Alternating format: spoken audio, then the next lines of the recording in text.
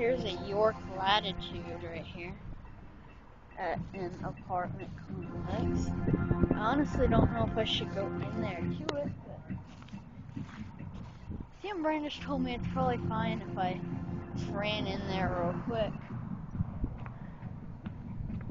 Oh, he's gonna come over here, okay. You think it'll be fine? Go ahead. Okay. Alright. Okay. Alright, good, he's coming. Here's a York Latitude. Oh wow, that thing is old. The thing next to it, what is that? Oh, it's an Arcoair, I think. Yep, it's an Arcoair. You can see it. There's the data on that York Latitude unit. Several more old units.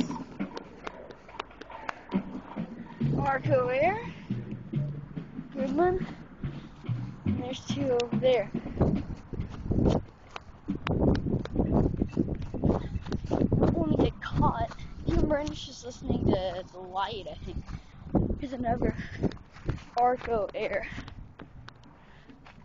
Two more Arcoairs.